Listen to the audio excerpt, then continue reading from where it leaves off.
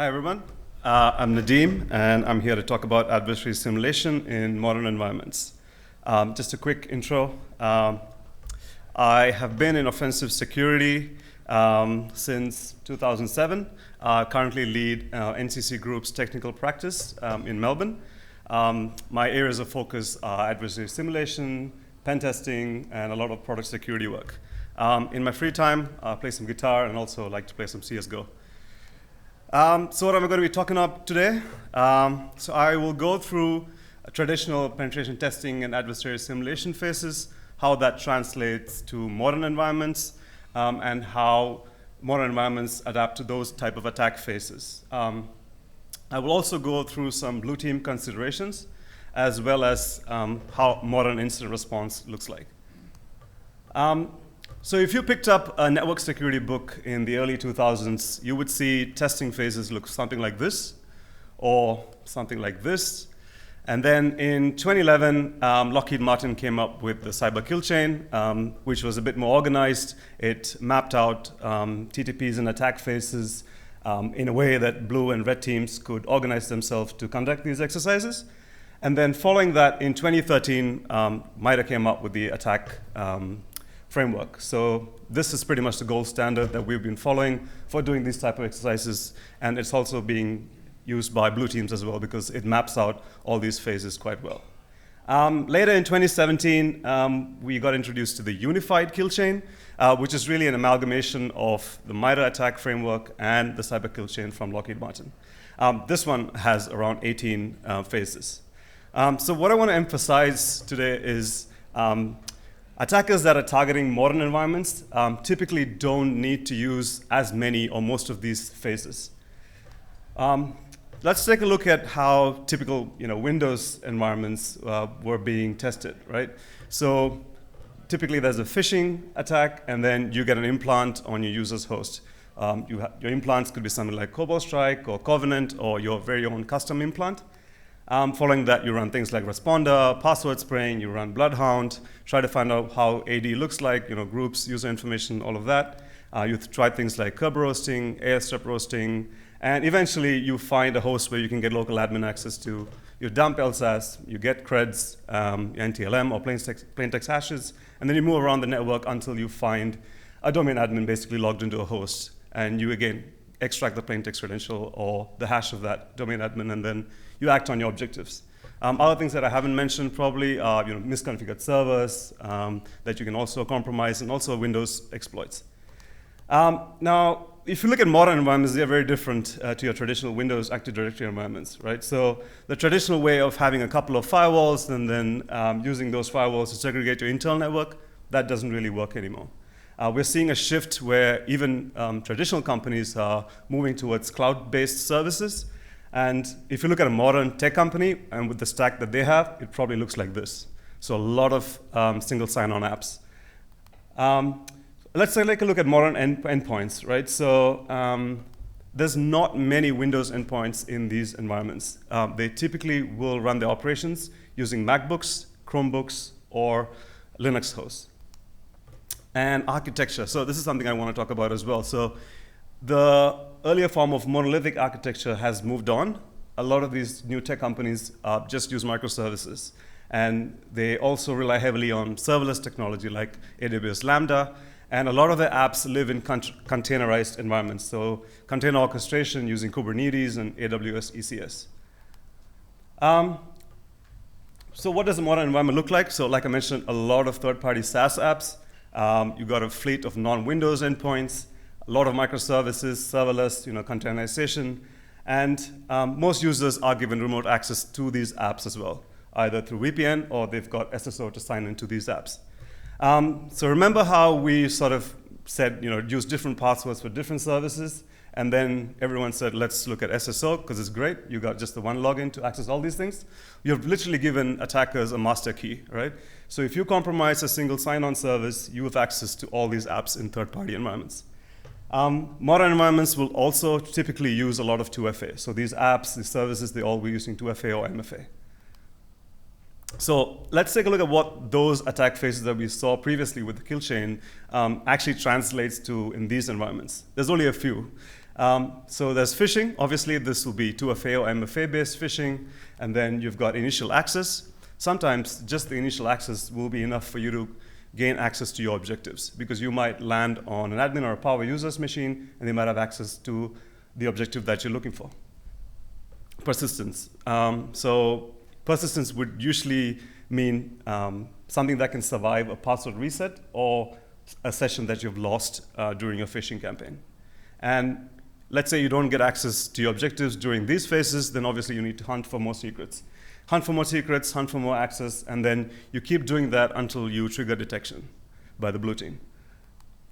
Let's talk a bit about phishing. So you start off with a phish, obviously, and everyone knows that email is not just a form of entry for phishing. So you have to be looking at public calendars, code repos, Trello boards, Slack to use phishing as well. The important thing about this is that these services usually have valid DKIM and SPF records. And they will bypass most of security tooling that's being used, because email gateways are your sort of protection against a lot of these phishing attacks.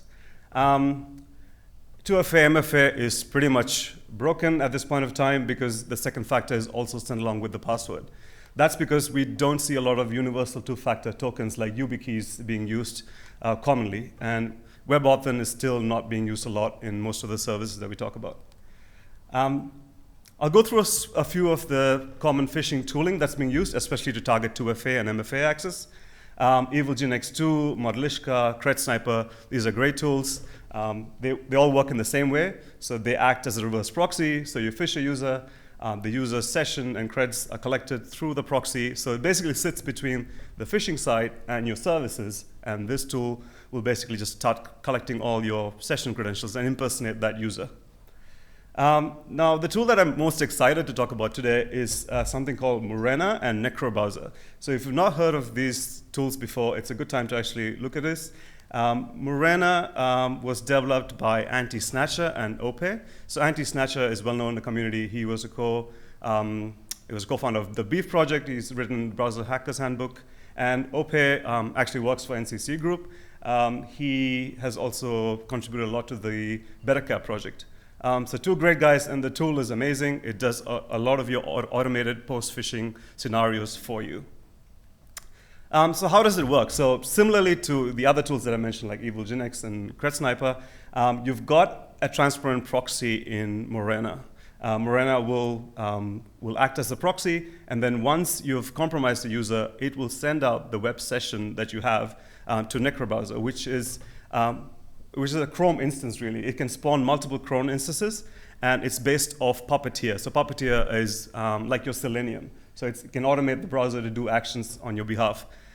So once you've run Murena into NecroBrowser, you can do all sorts of fun stuff. So let's say you're trying to compromise GitHub.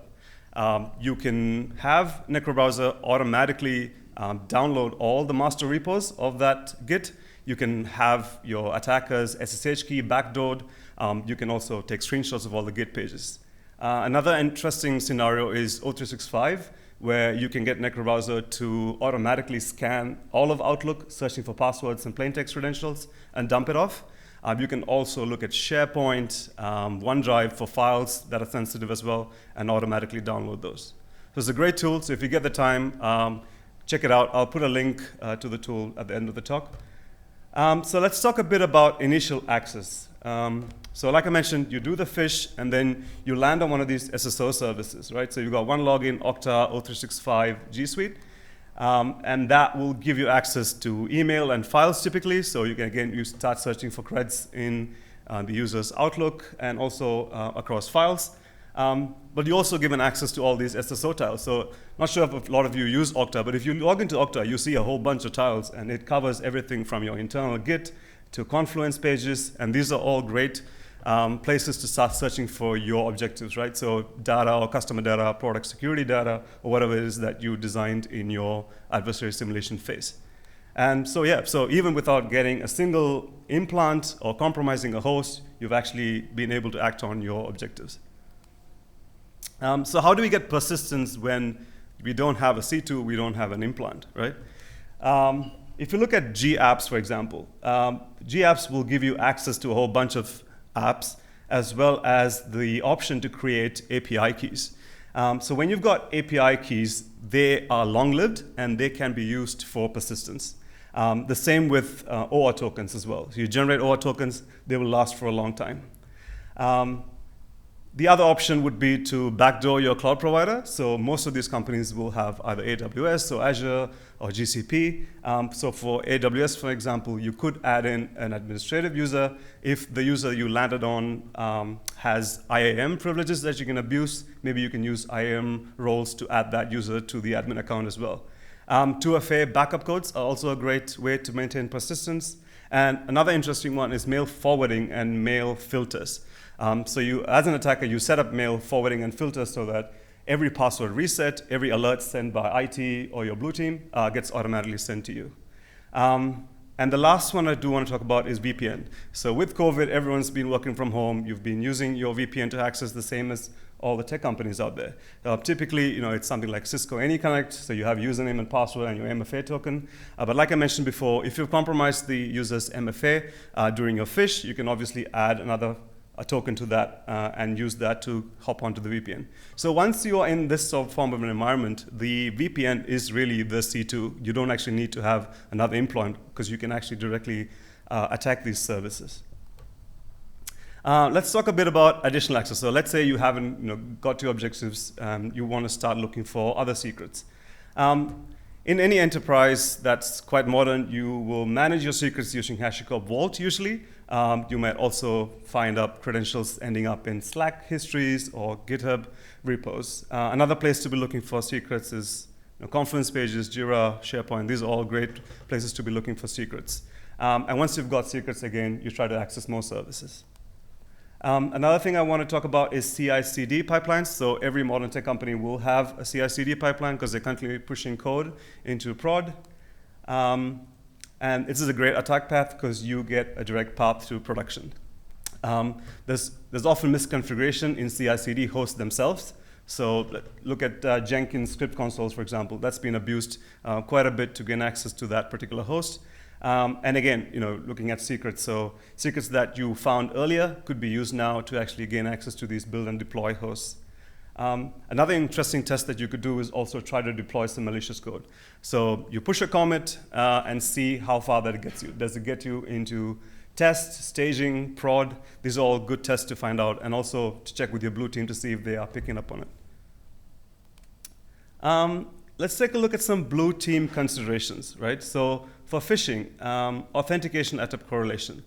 This sounds straightforward, but it's quite a difficult task to do because as an attacker, you might be coming in from a different source IP. So are you doing correlation based on your user's source IP? So typically users log in from a single source IP, or are you seeing that anomaly that it's been, they're getting logins from different IPs? Also things to look at is quick successive logins. So multiple logins at a quick succession. Also things like, have they changed the MFA authentication during the time of this attack? So that's a good thing to look at as well. You also have to have familiarity with your MFA phishing tool. So it's important that the blue team understands how these tools work, how web sessions are created, how they're transferred, so that they can build anomalies for that as well. Another consideration would be to have additional protection for your critical apps. So if your apps are that critical, do you want them to have separate creds? So do you want Power or admin users to access them using a separate VPN? These are all considerations that you should think about. Another option would also be device trust. So services like Okta will let you, download a certificate so that it's not just the user that's being authenticated, the user's machine is also being authenticated. And obviously, to combat most of these scenarios that I mentioned, universal two-factor using something like YubiKey will protect you. So do you want to make sure that you want to use these for your important apps or your critical apps, or just for your power and admin users? So that's a decision that you'll have to make. So access and secrets, again, the blue team needs to proactively search for the exposure of secrets. You also need to have a baseline of what your admin and power users are doing, and then check for any anomalies. So are they logging into different hosts that they usually don't? Are they coming from a different host? All of those things. Bug bounties, they're not just great for cross-site scripting bugs and subdomain takeovers. They can let you find things on the internet like secrets and misconfigured servers. So if you don't have one, it's a good time to invest in a bug bounty program. For CI/CD pipelines, proactively checking all your build and deploy hosts.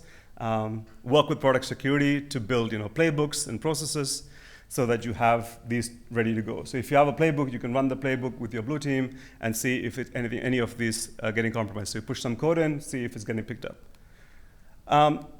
I do want to end this section by also talking about payload-based phishing, because this is still quite common. And if you have a majority of endpoints that are, let's say, Mac OS, for example, in an organization, it might still be worth it to do payload-based phishing.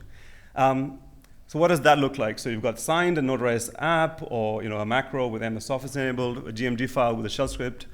You plop that onto a fish, and once you fish the user, you have an implant. And it's pretty much like it's very similar to your Windows compromise activities. You look at Jamf, because most of these companies will be managing the endpoints using Jamf. You can look at the Jamf admin consoles. You can look for other users and hosts in Jamf. Again, similarly, you check for your EDR. So your basic stuff that you would do on a Windows environment as well. So check for EDR. You can prompt for creds, search for secrets. Persistence, you can use, maybe you can add, let's say, a browser extension, for example. That might be a good persistence methodology for use in such an environment. You can also do password spraying, obviously not SMB, SSH. If it's in a VPN, might be a bit tricky. But if you are in a part of the environment where there are other hosts or CI/CD hosts, you could do that. Also, you can scan for other servers, misconfigured servers, and also use exploits. And that will get you to your objectives. What about blue team detections for payload-based phishing? So very important to have parent and child detections. So things like Office spawning bin, ZSH, curl, OSA script, Python also spawning bin, SSH, curl scripts. Another cool thing that Apple has released is Endpoint Security Framework. What that does is allows tools like Process Monitor and App Monitor to dig deeper into processes and find out if any of this stuff is happening. I'd also like to talk a bit about modern incident response. So you have to triage every alert, because that alert could be the one. And it's ideal to have a single resource that's managing your incident. And ideally, this person is a non-technical person that can talk to the technical team and let them do their work while he can address management and the other issues that are going on. Because we all know that during an incident, it's very noisy, and you want to keep the noise levels down. All those third-party SaaS apps that I talked about, you need to have logs for all of them. And any access to customer or confidential data, again, you need to be logging all of that.